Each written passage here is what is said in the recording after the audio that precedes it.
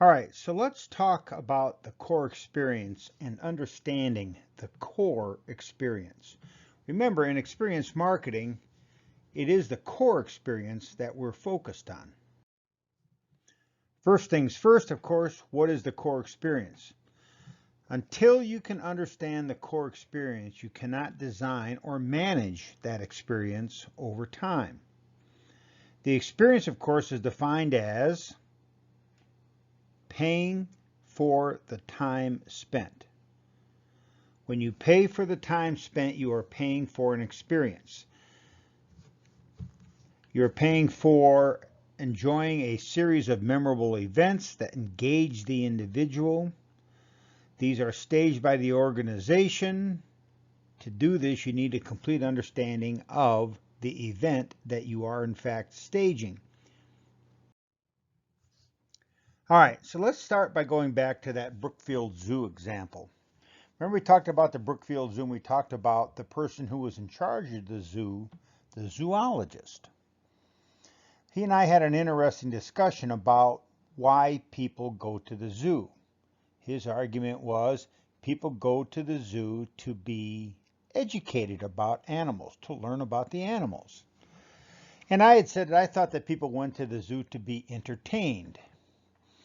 Well, the answer is perhaps it's a little bit of both, but for the most part, people go to the zoo to be entertained and at the same time perhaps learn something about the animals. How can you tell this is the case? Well, the deal with the zoo is that if you go to the zoo and you find out which exhibits are most frequented, they are the ones that are typically entertaining. They're also, by the way, the exhibits where people don't see things that they would ordinarily see. Remember, we talked about the fact that Brookfield Zoo had the world's largest aviary. And I had suggested that that wasn't such a big deal since people see birds all the time. Now, there are birds at Brookfield Zoo that you would never see anywhere else but at Brookfield Zoo, unless you travel the world to see some of them. But in general, they are birds, and people would much rather go to the zoo and see elephants and rhinoceros and hippopotami and perhaps zebras and giraffes and the big cats, lions, tigers, panthers, leopards, whatever. And of course, the reason that people like to see those animals is that they are animals that you wouldn't ordinarily see by just walking around. All right, and so the key behind the Brookfield Zoo is that the zoo has to be entertaining for people to want to spend the money to go there.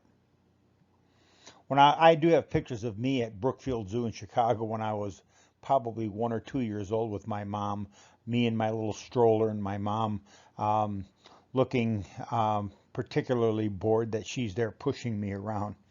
All right, so it is important to understand that the zoo experience is not simply about learning about the animals. It's also having a great time being immersed in that learning experience in a way that is both engaging and entertaining. Now, my second example is Gaetano's restaurant, and I have a picture here of Gaetano's restaurant. Now, Gaetano's restaurant is an Italian restaurant, and it is run by one of my former students and his family, his mother and father and himself and his brothers and sisters. Now, Gaetano's is an Italian restaurant, so we would expect it to be an Italian dining experience. Remember, we talk about the ING, the Italian dining experience. Well, Gaetano's is a little bit more than that. When you go to Gaetano's, Nick's mom used to be the maitre d', and Nick was the waiter, and Nick's father was the chef, and Nick's brother ran the bar. And so it was truly a family Italian dining experience. Now, what did they sell at Gaetano's and why did you go to Gaetano's? Well, they did have great food. And of course, food is perhaps somewhat functional, but food is also definitely experiential. But the real reason that you went to Gaetano's was because of the Gaetano's experience. We used to go there, first thing that would happen was you would see Nick's mom and we would and we would say hi and everything, and we have a little discussion about how we were all doing and whatever. And it really had to do with the fact that we had been there a number of times, but also the fact that Nick's mom was in charge of being the maitre d'. And then of course we would go in and we would be seated. Nick would come over and we would we'd have a discussion about how things were going, followed by either Nick or Nick's father coming out and telling us what the specials were. And of course, one of the things that would always happen when we went to Gaetano's restaurant was Nick's dad, Gaetano, would come out and we'd have a little discussion, but he would always have something nice to say about what's going on, and he was certainly part of the restaurant experience. Now, him coming out and chit-chatting with you is sort of like the greeter, but also the owner and the chef, was not functional and it wasn't symbolic, but it was experiential. It adds to the experience. So the Gaetano's dining experience, you pay a little bit more for the Italian food there than you would at some Italian restaurants. Obviously more than you would if you were going to some sort of a franchise Italian restaurant like Olive Garden. But it had a particular experience to it. And one of the reasons that we always liked to go to Gaetano's was because of the experience of being at Gaetano's and not the functional or social aspects of it. My third example is Plaza Golf. Now, Plaza Golf is owned by a friend of mine through some other friends. It's the largest independent golf equipment company in Southern California. And I have a picture here of Plaza Golf. Now, the Plaza Golf experience is sort of interesting because there are all kinds of franchise businesses that sell golf equipment. A couple that we have here in town include Las Vegas Discount Golf and Tennis, which is part of the Edwin Watts chain now.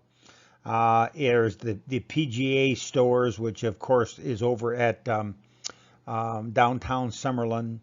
And on the west side and on the east side, there's Golf Galaxy, and there are a few others around that are in fact chains that sell all kinds of golf merchandise. But when you go to Plaza Golf, it is a little reminiscent for many of us who've been around for a long time of going to your local pro shop to buy golf equipment. First, when you walk in, the place is absolutely wall-to-wall golf equipment. If you go into the Golf Galaxy, or if you go into PGA, the PGA Superstore, those franchises are set up to be spacious and they have plenty of golf equipment.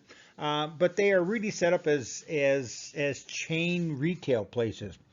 When you walk into Plaza Golf, you know you're walking into one-of-a-kind place that has all kinds of golf equipment and all kinds of brands of golf equipment. Very reminiscent of the old pro shops in that there are all kinds of things sort of piled on top of each other.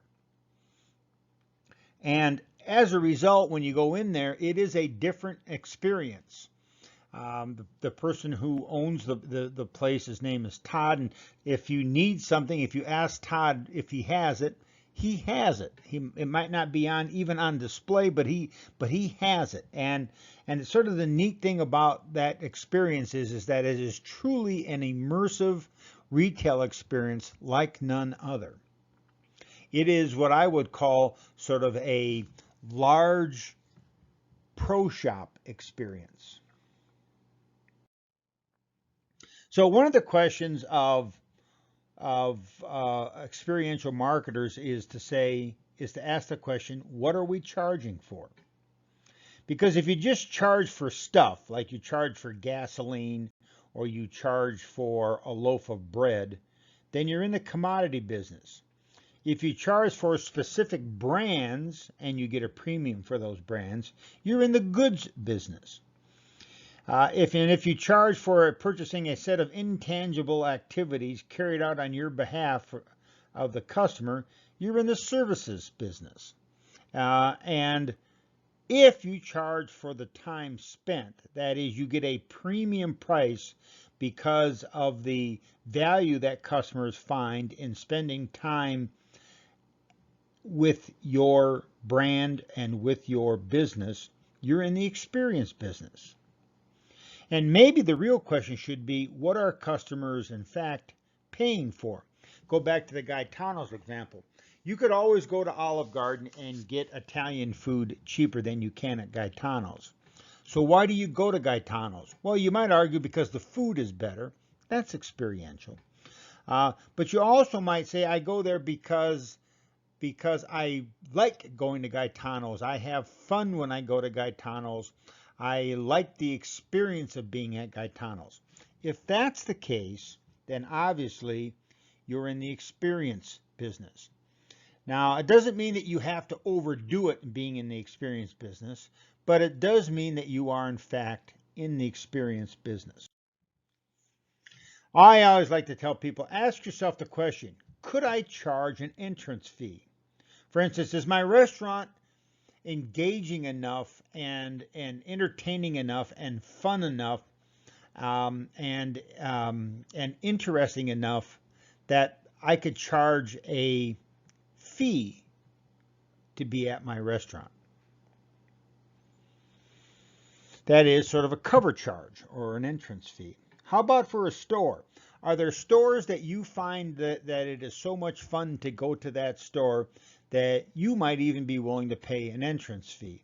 And I don't necessarily mean an entrance fee like Costco or Sam's Club where you pay an annual fee, but you'd be willing to pay, it is so much fun that you would spend time and money to go there.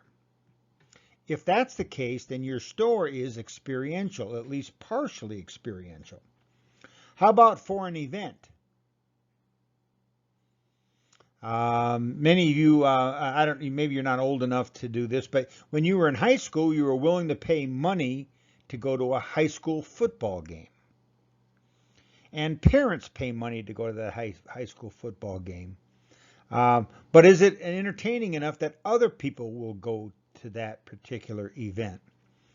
One of my very first coaching jobs was coaching junior college football in Illinois.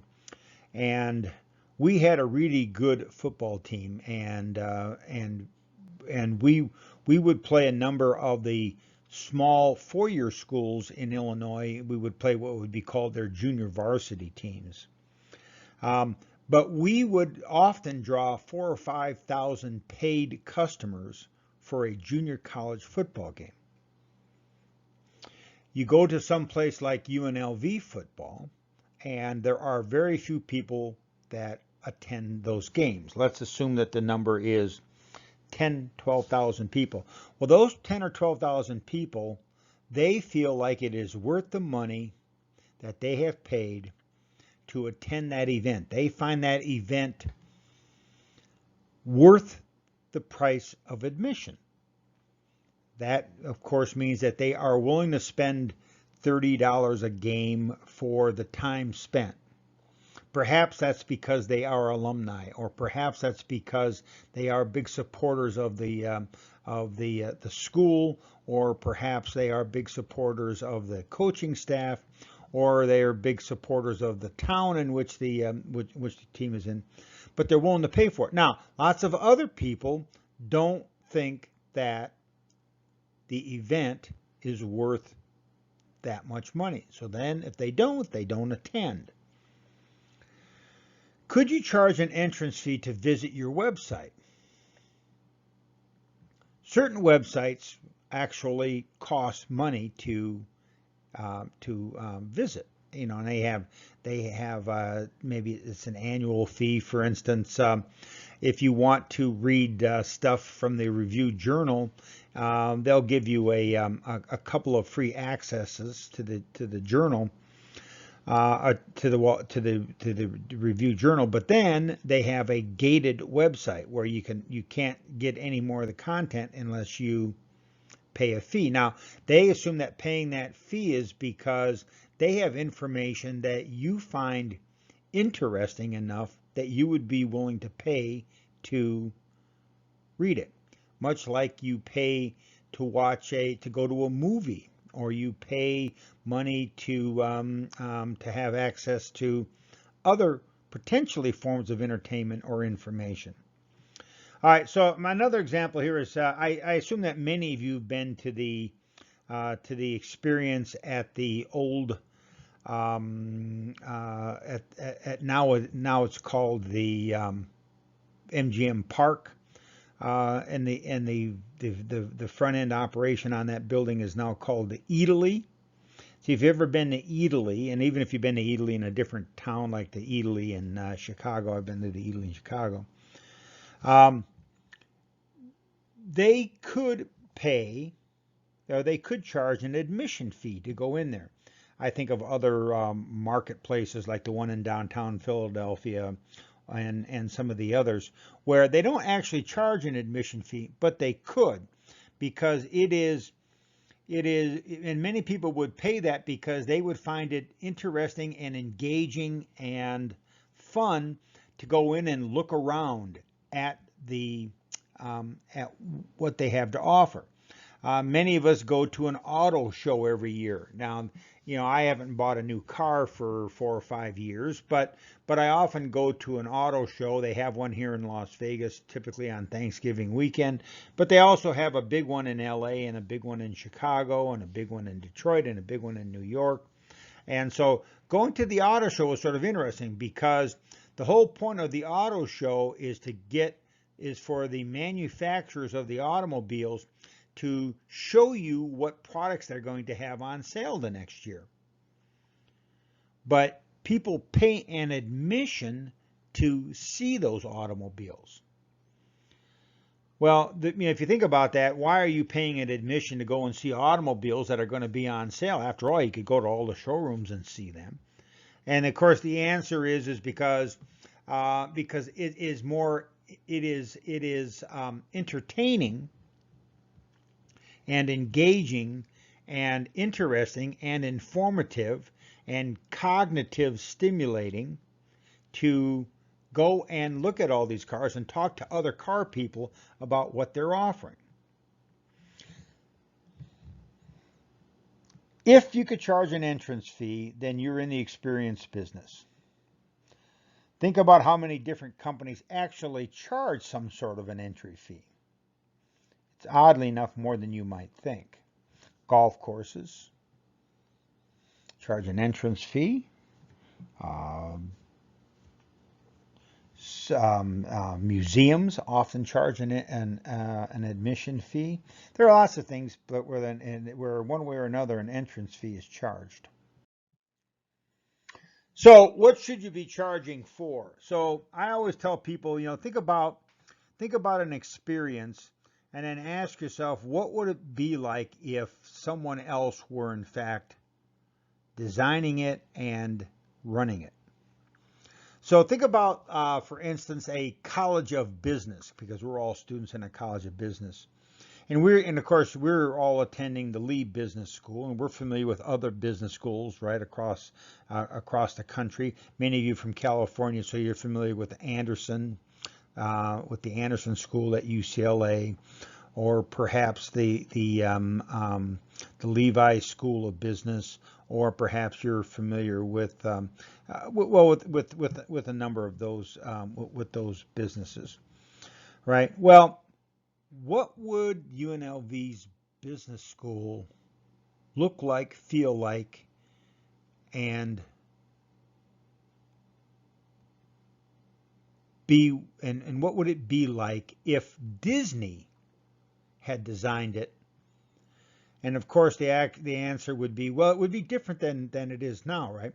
It would be designed to be what? Much more interactive and much more perhaps entertaining. What about if Steve Wynn designed it? Steve Wynn was one of the original experience marketers for the city of Las Vegas. Steve Wynn was very interested in creating a different type of casino resort experience. Steve Wynn always paid much attention to detail. What would the business school look like if Steve Wynn had designed it? What would the business school look like if Frank Lloyd Wright, a famous architect, had designed it? What would the business school look like if the people at Mercedes had designed it? And what would the experience look like if you designed it? And so while we see all different kinds of business schools, the question really is, how can you best design a business school to make it the best possible experience for those people who are paying to attend? All right, so let's go now to trying to start to identify the core experience. So when we ask ourselves what is the core experience, this takes some thought and thinking, and it's a little bit harder work than you might think, and it's a little bit tricky. And we're going to talk about this 3 or 4 times. But let's start talking about it today. What do we mean by the blank experience? All right, so we have something in downtown Las Vegas called the Fremont Street experience. Well, what do we mean by the Fremont Street experience? What is the Fremont Street experience? Now, I don't really want you to answer that. We will talk about that again. And in fact, one of the problems that the Fremont Street experience has is that it is perhaps somewhat ill-defined. When we talk about an experience, we want to ask ourselves, how should you be different after the experience than before the experience? Well, one of the things that should be different is that you should have some memorable things to talk about and some memories that you did not have prior to that. But you might also be changed in one way or another. You might be more entertained.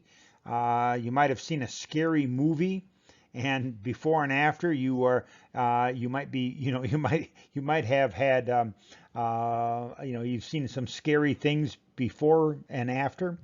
And so always think about the before and after. When I go to get my hair cut, it's very experiential at my barber shop. They don't try to be experiential, they just are. There's something there called authenticity. But whenever I leave the barber shop, not only do I have a haircut, but I also have a series of sort of memorable discussions, and I am typically in a better mood and have a few things to sort of laugh about by being at the barbershop. Sometimes I don't realize how funny things are until a little while after I leave. What are people paying to experience? When I first started this course in the early 90s, one of our very first clients was a local person who had a fly fishing experience company. And so he would have people come to town, and he would teach them to fly fish. And he had pitched it as sort of a team building activity and some other things, but he finally got to the spot where he found that people who had never been fly fishing wanted a fly fishing experience. They wanted the experience of learning how to cast the fly and how to work the fly on the water and how to get the fish to bite at it, and then how to hook the fish, and then how to reel the fish in. Now, when I met him, they were doing a fly fishing experience out at some place called Floyd Lamb State Park, which I think now is probably called Tule Springs again. And they have a series of ponds out there, but the ponds had been very lightly stocked. And so I was asking him about the fly fishing experience, and he said, well, they would pick people up on the strip, they would drive them out there, they would equip them with equipment, they would show them how to tie the flies on the line, and they would teach them how to cast on the shore, and then they would go out and they would cast out into the water. And he got to where he would put floating hoops in the water to see how well people could land the fly where they were trying to land the fly to fish.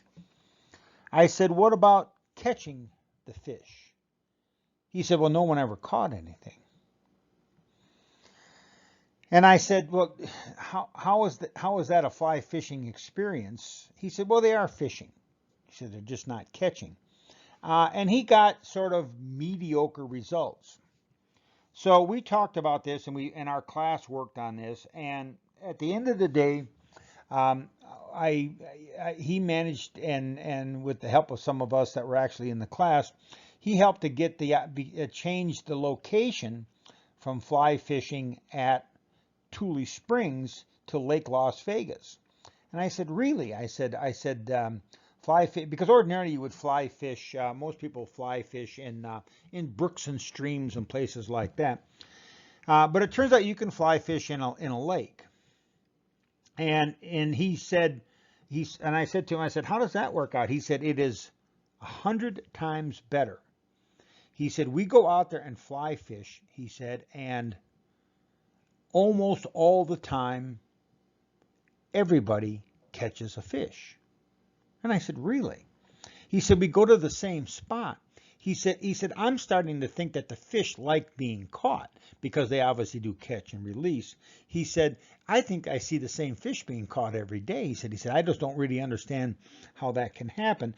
But the fact is, the fly fishing experience got rave reviews once the people actually had the opportunity to catch fish. And there are, and so think about learning how to fly fish, but then think about the memories that you get when you actually see the fish hit the fly, and you hook the fish and you reel the fish in, and you have your picture taken with the fish. Think about that memory compared to a memory where you are casting at floating hoops in the water. So it's important that you have memories, and in some cases the most memorable parts of the experience are memories that you will be telling friends about for many years in the future. So that's all part of the core experience. So how do you want your guests to explain the experience to their friends? So another way to think about a fly fishing experience is, how do you want people to explain your experience to their friends? How does Gaetano's want people to explain their restaurant to their friends? How does Italy want you to explain that to their friends? How does UNLV football want you to explain going to a football game to their friends? All right, and then the last part of identifying the core experience is this notion of mental and physical stimulation elements. That is, how are people mentally and physically stimulated by the experience? Obviously, when you think about this, it is nowhere near as easy as you think. And I'm going to provide you now with a couple of examples that demonstrate how it is not as easy as you think.